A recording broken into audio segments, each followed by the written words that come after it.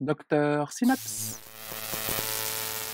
Le raisonnement clinique, qui est l'essence du médecin, en 5 étapes. À mon avis, cette vidéo est la plus importante de toutes. Restez bien concentrés. Le professionnel de la santé ne détient pas la vérité. Il ne fait que l'entrevoir. Je m'explique. L'allégorie de la caverne de Platon. Qu'est-ce que c'est? Très simple. D'abord, la maladie. Elle représente la vérité qu'on cherche à connaître, à diagnostiquer, à traiter. Malheureusement, on est incapable de la voir, c'est-à-dire qu'on n'est jamais sûr à 100% du diagnostic.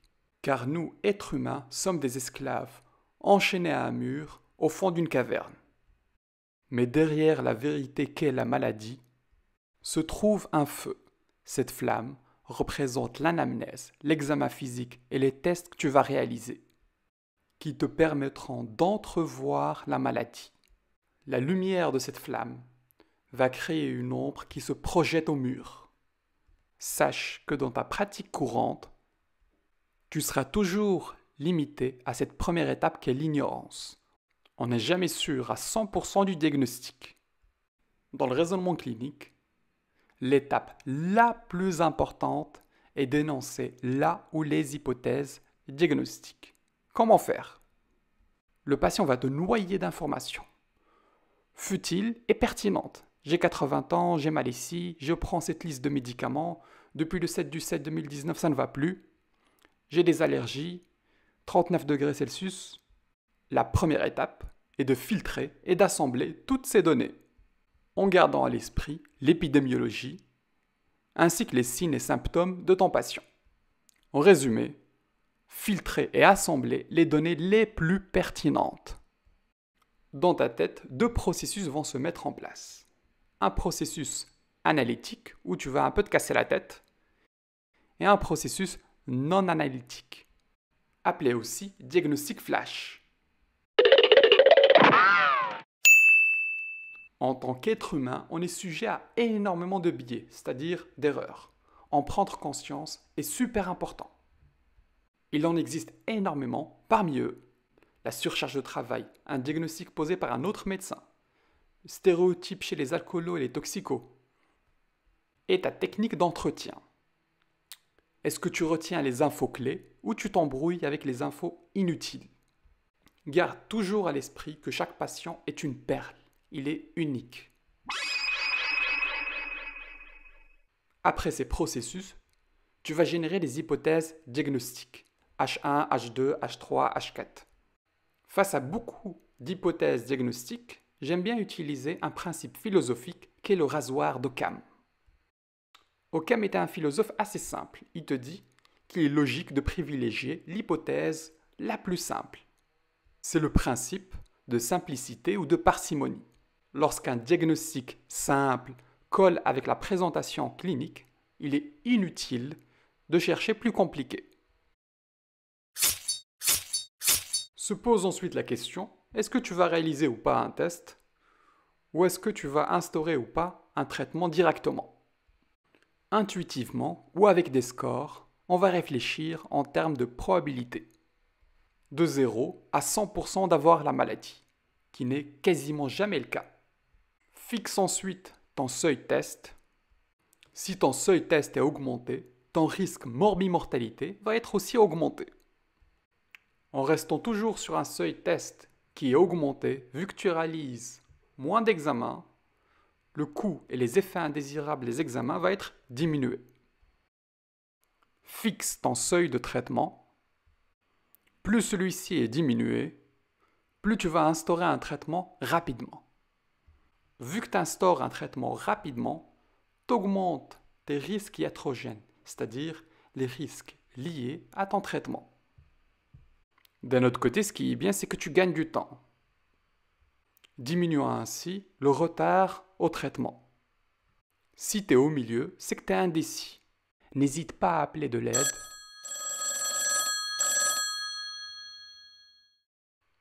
La vraie connaissance est de connaître l'étendue de son ignorance. Confucius. Comme je t'ai dit, c'est une histoire de probabilité qui va se mettre en place de façon intuitive ou de façon plus précise avec des scores ou des revues. Je te mets en lien quelques scores. Troisième étape, les tests. Tu dois bien connaître leur sensibilité et leur spécificité. La première question que tu dois te poser est quel test choisir? Cette étape est super importante. Si tu ne fais pas le bon choix, tu vas t'embrouiller dans tes hypothèses diagnostiques. Pour choisir, il faut que tu te dises est-ce que je veux éliminer ou confirmer un diagnostic? Ok, pour éliminer un diagnostic, choisis un test très sensible avec une valeur prédictive négative élevée et peu de faux négatifs. Maintenant, pour confirmer un diagnostic, choisis un test très spécifique avec une valeur prédictive positive très élevée et peu de faux positifs. Pour éliminer un diagnostic, si ta probabilité pré-test était quasiment, on va dire, de 20%, ton test va permettre de diminuer la probabilité d'avoir la maladie. Ton curseur se déplace vers la gauche et tu diminues à une probabilité, on va dire, de 2%. Tu arrives ainsi au seuil d'abstention. Prenons un exemple concret. Pour les maladies thromboemboliques, comme la thrombose veineuse profonde, calculons le score de Wells. Si tu as un score entre 1 et 2, le risque d'avoir une thrombose veineuse profonde est de quasiment 17%. Dose les dédimères. S'ils sont négatifs, le risque résiduel qu'il ait une thrombose veineuse profonde est inférieur à 1%.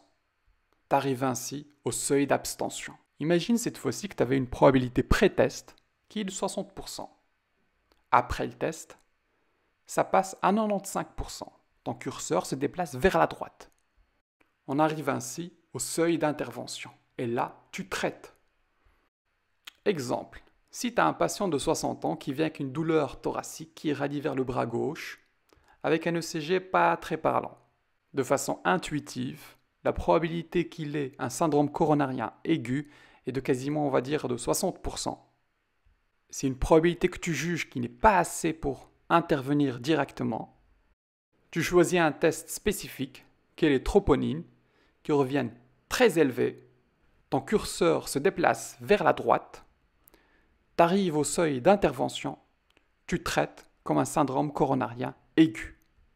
En principe, si ton test est non concluant, il ne devrait pas modifier ta probabilité pré-test. Exemple, un patient jeune de 20 ans qui se présente avec une douleur thoracique. Il te dit qu'il y a une semaine, il a eu un rhume. Tu penses en premier à une péricardite avec une probabilité, on va dire, de 70%. Ça, c'est ta probabilité pré-test. Tu fais un ECG qui n'est pas très concluant. Tu vois des sus-décalages, tu te dis est-ce que ça peut être un infarctus? En vérité, tu ne sais pas trop interpréter ton ECG. Ton test est donc non concluant. Ta probabilité pré-test et post-test reste la même, de 70%. Cette notion est extrêmement importante. Ça t'évitera de t'embrouiller.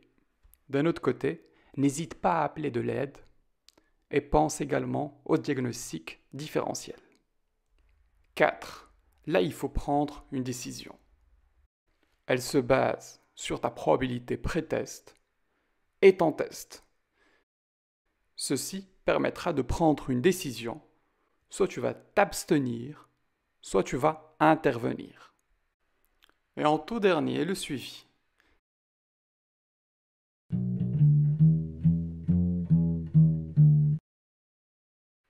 Ton coup est réussi, ça c'est cool. Sinon c'est raté. Sache quand même qu'il y a de l'or dans l'erreur. Okam est un homme de 50 ans. Il se présente avec de la fièvre au retour du Congo il y a 2 jours. Il a de la diarrhée non sanglante, une perte de poids de 6 kg. Il a quand même pris une prophylaxie pour la malaria, à base de proguanine, nivaquine. Mais il te dit qu'il n'a pas pris un seul comprimé. Il a fait un frottis malaria là-bas au Congo il y a 10 jours qui était négatif. À l'examen physique, il est asthénique. Poumons, cœur et abdomen, tout à fait normal. Comme paramètre, 37,9 degrés Celsius, fréquence cardiaque 69 battements par minute, tension artérielle 110-90 et saturation en oxygène 97%. La toute première étape est que tu vas filtrer et assembler les données les plus pertinentes. Bon, 37,9, retour de pays tropical, il a de la diarrhée, un frottis négatif il y a 10 jours et il n'a pas pris un comprimé. Se met en place un processus analytique qui te dit probablement c'est une gastro-entérite. De notre côté, il y a un processus non analytique qui te dit malaria. Température plus retour de voyage tropical, c'est malaria jusqu'à preuve du contraire. Revenons sur les probabilités. Sache que la malaria est une maladie mortelle. Ton seuil de test va être très faible, c'est-à-dire que tu vas tester très rapidement des patients. Tes hypothèses diagnostiques sont énoncées, gastro-entérite et malaria. La deuxième étape, est-ce que tu vas faire un test? Ici, oui. Quel test vas-tu choisir? Tu vas choisir un test qui soit très sensible pour pouvoir exclure la maladie, à savoir la goutte épaisse. Tu fais en plus un test rapide. Ils sont tous les deux positifs. Tu fais en plus une copro. La quatrième étape est la prise de décision. Avec ta probabilité pré-test plus ton test, tu décides d'intervenir avec de la malarone et une fluoroquinolone. La dernière étape étant le suivi. Tu vois que le patient a bien répondu à ton traitement et qu'en plus, à la copro, tu as trouvé un Shigella. Bravo. À bientôt. Merci d'avoir suivi cette vidéo. N'hésitez surtout pas à me communiquer vos questions, vos éventuelles remarques et de me proposer les sujets qui vous intéressent.